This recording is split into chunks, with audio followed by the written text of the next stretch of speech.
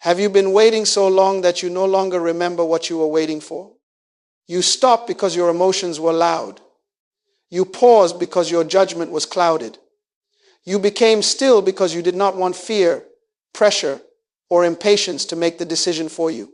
That pause may have protected you, but here is the danger.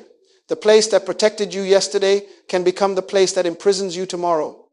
Stillness can rescue you from reckless movement, but it can also become a respectable name for fear. You can pray about what has already become clear. You can reconsider a responsibility you have already recognized. You can gather advice from one more person, listen to one more message, and wait for one more confirmation, and all the while you call your delay wisdom. The problem is not that you stopped. Sometimes stopping is necessary. The problem is that you never decided what the stopping was meant to produce. Was it meant to restore peace? Clarify your motive. Release your need to control the future. If the pause had no purpose, it will have no conclusion. What began as restraint will quietly become avoidance. Now understand this principle. Stillness has completed its work when panic no longer controls your pace. Responsibility has become specific, and you can take the next step without demanding control of the result. You do not need to know the entire future. You need enough clarity to carry today's duty. You do not need the absence of discomfort. You need the courage to act without being ruled by it. So we must make some distinctions. Restraint is not avoidance. Clarity is not certainty. Surrender is not inactivity. And responsible action is not anxious striving. One waits because wisdom is still being formed. The other waits because courage is being avoided. Ask yourself honestly, am I still waiting because the direction is truly unclear, or because movement would require something from me? A conversation, a decision, a boundary, a beginning. Do not condemn the stillness that healed you. Examine whether its assignment is complete. Before you decide that it is time to move, you must understand what a legitimate season of stillness was designed to produce.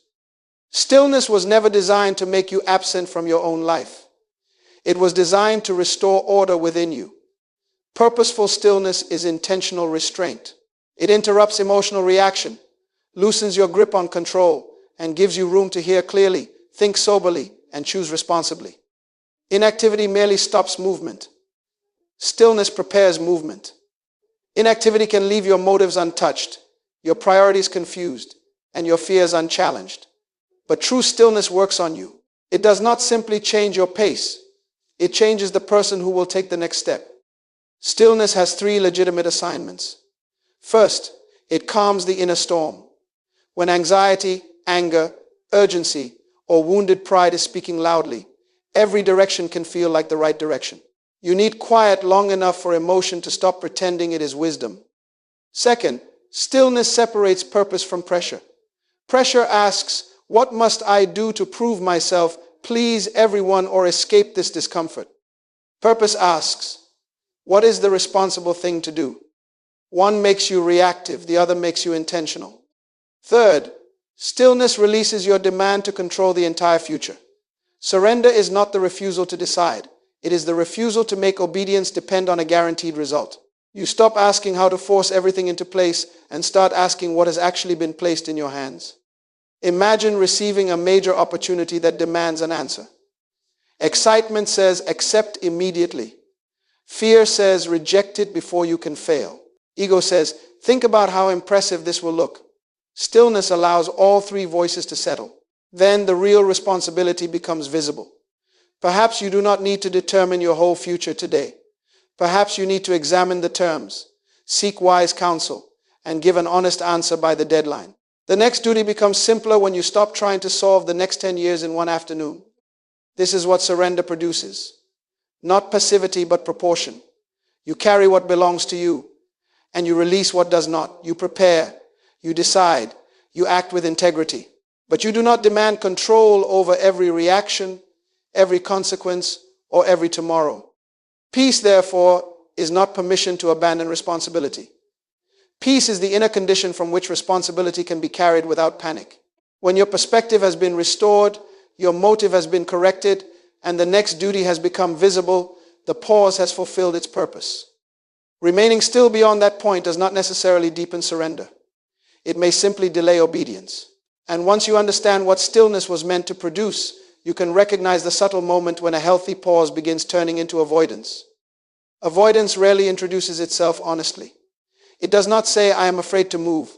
It borrows the language of wisdom. It says, "I am being patient, I am being careful, I am still praying." Those words can describe genuine discernment, but they can also become a covering for a decision you keep moving beyond your own reach. The first warning sign is that the emotional emergency has passed, but postponement has remained. You are no longer overwhelmed. You can think clearly. You understand what happened. Yet you continue behaving as though you are still too unsettled to respond. The storm has ended, but you have made the shelter your permanent address. The second warning sign is that reflection has stopped producing understanding.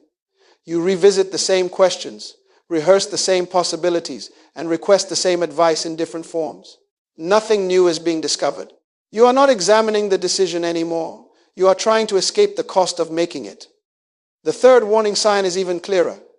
You can name the responsible action, but you keep shifting your attention to what remains unknown. You know you should answer the message, begin the preparation, establish the boundary, or address the neglected duty. But instead of acting on what is clear, you focus on every outcome you cannot predict. Here is the distinction. Prudent delay has a reason. It has an assignment. It has a review point. You wait because information must be gathered, emotion must settle, counsel must be sought, or preparation must be completed. Passive delay has only vague conditions. When you feel completely ready, when every risk disappears, when no one can misunderstand you, that kind of waiting has no conclusion because its conditions do not exist. And delay is not neutral. An unanswered message can slowly damage trust. A gift that is never practiced remains potential without expression. A task repeatedly neglected becomes larger in your imagination than it is in reality. Every postponement adds emotional weight to something action might have made manageable. Fear does not always shout. Sometimes it speaks calmly. Sometimes it makes lists, asks endless questions, and dresses hesitation in spiritual language. It can stop controlling your emotions while continuing to control your schedule. So name one area in your life where waiting is no longer producing wisdom, preparation, or peace. Look at the fruit, not merely the explanation. Is this pause making you clearer and more responsible, or smaller and more evasive? Once you answer that honestly, another excuse will likely appear. I still cannot be certain. That is why the next distinction is essential. You do not need complete certainty to act responsibly. You need actionable clarity. Certainty and clarity are not the same thing. Certainty wants every question answered. Clarity identifies the next faithful responsibility. Certainty demands the whole map. Clarity gives you enough light for the next step, and life will often require that step before it explains the entire journey. Why do you demand certainty? Sometimes it is not because you lack direction. It is because you want protection. You want protection from embarrassment, protection from rejection, protection from loss. You want to know that the decision will succeed before you accept the responsibility of making it. But that is not discernment. That is an attempt to control the future. You may not know how the relationship will unfold, but you may know that honesty is required. You may not know where a career opportunity will lead, but you may know that an application must be completed. You may not know whether the project will prosper, but you may know that your skill must be practiced. You may not know how another person will respond to a boundary, but you may know that the boundary is necessary. Unanswered questions do not always mean unclear duty. Think about someone delaying a difficult conversation.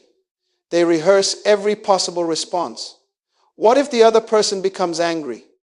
What if they withdraw? What if they misunderstand? So they keep waiting for a moment when they can predict the reaction. But that moment will never come.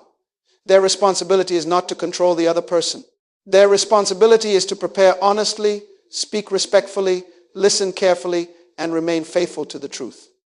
Scripture teaches that faith becomes visible through corresponding action. That does not mean rushing without wisdom. It means that belief must eventually take form in behavior. If you say you trust God but refuse every step that contains uncertainty, then your words and your conduct are moving in opposite directions. Action also reveals what thought alone cannot reveal. A responsible attempt shows you where you are prepared, where you are weak, what resistance is real, and what adjustment is needed. You learn by moving. You grow by engaging. You gain clearer direction by faithfully using the clarity you already possess. Readiness, therefore, is not the disappearance of nerves. It is sufficient preparation joined to a decision. You may still feel uncertain. You may still feel stretched, but discomfort does not cancel clarity. So replace the question, how can I guarantee the result? Ask instead, what can I responsibly do with what is clear today? That question returns you to stewardship. It places effort in your hands and releases the outcome from your control. Once certainty is removed as the standard, you can examine 3 practical signs that reveal whether stillness has completed its work and your season of responsible action has begun. There are 3 signs that reveal when stillness has completed its assignment. Do not treat them as 3 passing emotions. They work together as one test. You are ready for responsible movement when your motive is settled, your duty is specific, and your grip on the outcome is open. The first sign is that fear no longer controls the tempo. This does not mean you feel no concern. Courage is not emotional numbness. It means fear is no longer making you rush to escape discomfort or delay to preserve comfort. You are not acting because anxiety demands immediate relief, and you are not waiting because hesitation feels safer. Examine your motive. Am I trying to prove myself? Am I moving merely to silence my anxiety? Am I trying to punish someone, impress someone, or force someone to recognize my worth?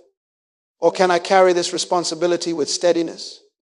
A purified motive does not make you passive. It makes your action intentional.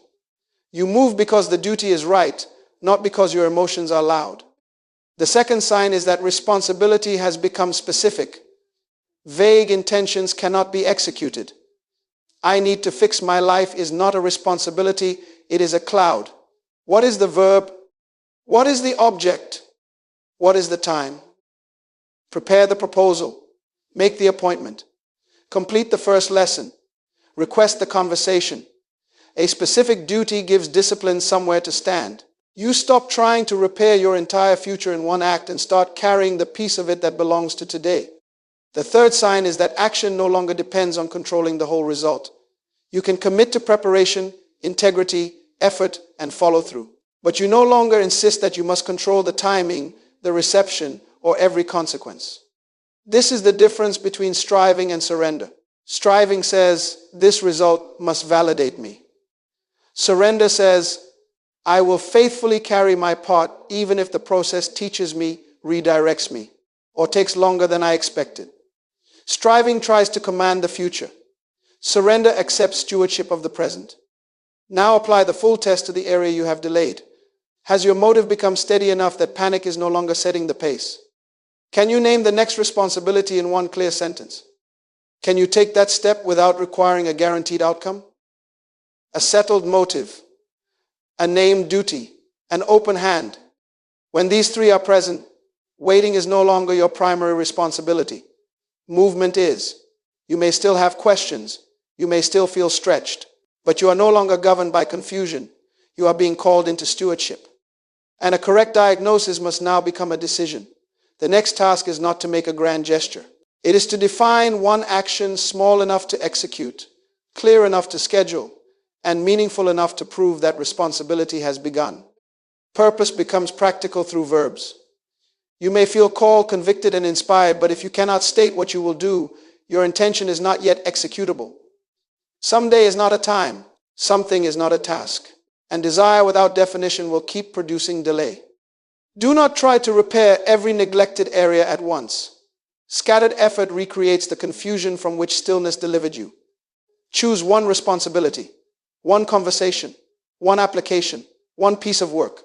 Concentrated action creates progress because it gives your energy a clear assignment. Now test the first step. Is it within your control? Is it small enough to begin? Is it significant enough to matter? Is it specific enough to schedule? If your step depends entirely on another person's approval, it is not yet yours. If it is so large that you cannot identify where to begin, it is not yet clear. Use this sequence. Name the neglected duty. Reduce it to the first visible action. Choose the time. Gather the minimum resource. Define completion. Perhaps you have been saying, I need to work on my calling. That is sincere, but it is vague. Change it to, I will draft 1 page before noon.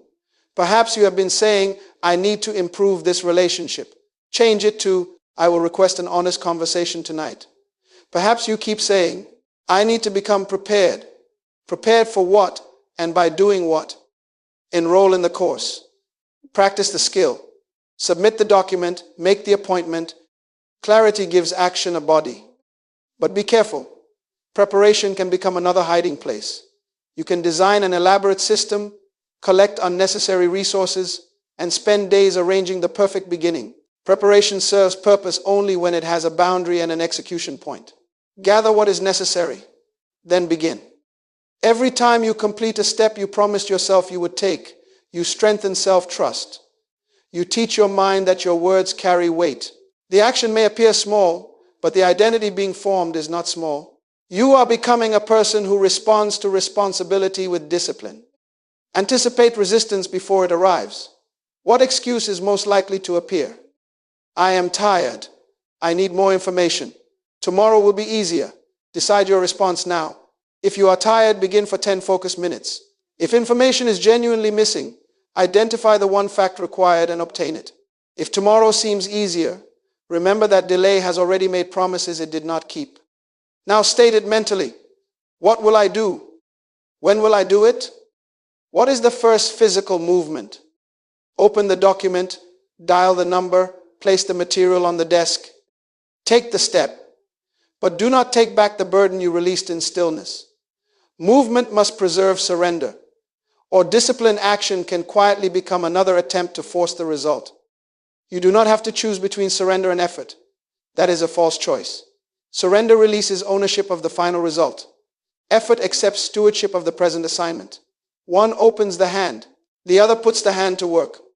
You must learn what belongs to you, what belongs to others, and what belongs beyond you. Preparation belongs to you, integrity belongs to you, courage and consistency belong to you. But another person's choices, interpretation, and response do not belong to you. The final timing, the larger outcome, and the full meaning of the process may remain outside your control. Confusion begins when you cross those boundaries. When immediate results become your only measure of faithfulness, anxiety returns. You start pushing people. You overwork to prove your worth. You withdraw when approval does not come quickly. You abandon a sound direction because one attempt did not produce the response you expected. What began as obedience becomes manipulation because you are no longer carrying responsibility. You are trying to command results. Here is the rhythm of surrendered movement. Pray or reflect. Act on the clear duty. Observe honestly. Adjust wisely. And release what cannot be commanded. This rhythm keeps you neither passive nor forceful. It keeps you responsive. Imagine that you have prepared a thoughtful piece of work and submitted it for consideration. Your responsibility is to make it excellent, send it on time, and follow up appropriately. If feedback comes, receive what is useful and improve. If the answer is delayed, remain steady. If the answer is no, learn what the experience can teach you. But do not make another person's decision the measure of your worth, your purpose, or your faith. An open hand does not produce weak effort. It produces clean effort. You can work wholeheartedly because the outcome is no longer your idol. You can pursue excellence without worshiping approval. You can remain committed without becoming controlling. You can adjust without condemning yourself. When tension rises, ask one question. Am I being called to improve my responsibility? Or am I trying to seize control of someone else's part? Perhaps you need better preparation. Perhaps you need clearer communication. Perhaps you need more consistent follow-through. Improve what belongs to you. Then release what does not. This is the balance. Stillness governs the spirit. Action carries the duty. Surrender protects stillness from becoming fear and action from becoming force. Move decisively, but move with an open hand. Work faithfully, but do not make one uncertain result your final verdict. And once movement begins with the right posture, discipline must carry it beyond the emotion and courage of the first day. The first act breaks paralysis. Repeated action builds capacity. One courageous decision may get you moving, But discipline develops the person who can sustain the assignment after the emotion of beginning has faded. You cannot build a life of purpose on motivation alone. Feelings rise and fall. Some mornings you will feel clear, strong, and ready. Other mornings you will question what seemed obvious the day before. If mood controls your movement, inconsistency will control your progress. But when responsibility is scheduled, purpose gains authority over feeling. Every small act of follow-through rebuilds self-trust. Each time you do what you said you would do, you create evidence. You begin to see that you can be trusted with your own commitments. You become more stable, more prepared, more capable of carrying greater responsibility. Confidence is not always something you possess before action. Often, it is something action produces. Execution also creates clarity. When you begin, you discover what works. You expose what needs adjustment. You recognize the skills you lack and the fears you exaggerated. Thought can imagine resistance, but action identifies it. Movement turns vague anxiety into specific information, and specific information can be addressed. Now, consistency does not mean rigidity. A disciplined person remains loyal to the purpose but flexible about the method. If honest feedback reveals a weakness, improve. If a strategy is ineffective, change it. If new information corrects your understanding, respond with humility. Discipline is not repeating an error merely because you started it. Discipline is remaining responsible enough to learn. Give yourself a weekly review. Ask, what responsibility did I complete? What did I learn? What still belongs within my control? What is the next action, and when will I do it? These questions prevent movement from becoming random. They turn experience into wisdom and intention into order. Do not mistake slow progress for no progress. Some of your most important development will happen privately. It will appear as better judgment, stronger competence, deeper patience, and greater steadiness. Results may not announce themselves immediately, but repetition is shaping your capacity. This is why discipline is not punishment. It is alignment. It is the daily agreement between the purpose you profess and the behavior you practice. You stop being someone who merely intends to act and become someone whose belief is expressed through dependable action. Confidence grows as you follow through. Direction sharpens as you engage. Character strengthens as you remain faithful. But disciplined movement will still encounter resistance. Not every difficulty means you should stop, and not every pause means you have failed. You must now learn when to become still for wisdom without allowing that pause to carry you back into paralysis. Action does not eliminate your need for stillness. Mature stewardship knows when to move and when to reflect. The goal is not constant motion. The goal is faithful alignment. Sometimes purpose requires a step forward. Sometimes it requires a deliberate pause so that the next step remains wise. There are valid reasons to pause again. New evidence may change the ethical picture. Emotional agitation may begin distorting your judgment. Preparation may prove genuinely incomplete. Your present method may be causing harm that could be prevented. In those moments, stopping is not failure. It is responsibility. But you must distinguish recalibration from retreat. Recalibration asks, what must be corrected before I resume? Retreat says, this became difficult, so movement must have been a mistake. One pauses to become more faithful. The other pauses to escape the cost of faithfulness. Every pause needs an assignment. Perhaps you must seek counsel about one specific issue. Perhaps you need a missing fact before deciding. Perhaps your emotions must settle so that anger does not speak for you. Perhaps you need to repair an error, strengthen a skill, or reconsider the method. Name the work of the pause. Do not simply disappear into it. Then give the pause a review point. Choose when you will return to the decision. Without a review point, not yet can quietly become never. At that appointed time, choose responsibly. Resume the action, revise the method, or consciously release the course because integrity and purpose now require a different direction. But do not drift. Remember, obstacles are not automatic instructions to stop. Ease is not automatic proof that you should continue. Some worthy responsibilities are difficult, and some wrong directions are comfortable. Evaluate the path by responsibility, integrity, and alignment with purpose, not merely by how it feels. This is the rhythm you must learn. Become still enough to discern, clear enough to decide, courageous enough to act, and humble enough to adjust. Then repeat the rhythm whenever responsibility requires it. Stillness and action are not enemies. They protect one another.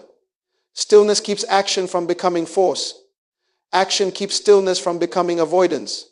Reflection without response can become paralysis. Movement without reflection can become recklessness. Wisdom holds both together. So when you pause, pause with purpose. When you move, move with discipline. When you adjust, adjust without shame. You are not trying to appear certain. You are learning to remain responsible. Now the framework is complete.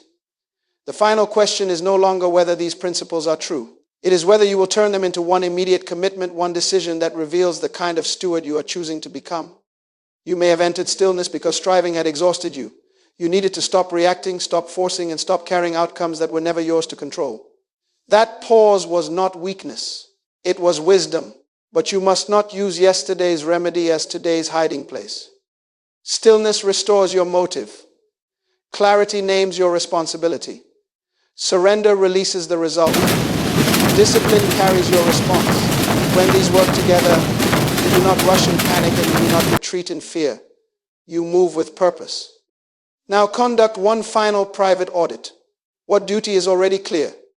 What certainty have you demanded before obeying it? What outcome are you still trying to control? What fear has been receiving the benefit of your delay? Do not answer with a general intention. Choose one neglected area. Write one sentence containing 3 things: the action, the time, and the completion standard. Tomorrow at 9, I will draft the first page. Tonight, I will request the conversation. Before noon, I will make the appointment. Make responsibility visible. Then, within the next day, take the first physical step. Send, schedule, draft, practice, prepare, begin. Do not wait for a stronger feeling. Your feeling is not your assignment. The duty is, take the step with an open hand. Commit to honest effort, faithful preparation, and consistent follow-through. But refuse to demand that one action explain your entire future. The first step may open a door. It may reveal a weakness. It may expose a better direction. Whatever it reveals, receive the information and remain responsible. Never despise a small act of obedience. That action is evidence of readiness. It is stewardship of what has been entrusted to you. It is training for the person you are becoming. Every time your conduct agrees with your conviction, your identity becomes more disciplined, more dependable, and more aligned with purpose. Do not remain a spectator who repeatedly asks for direction already received.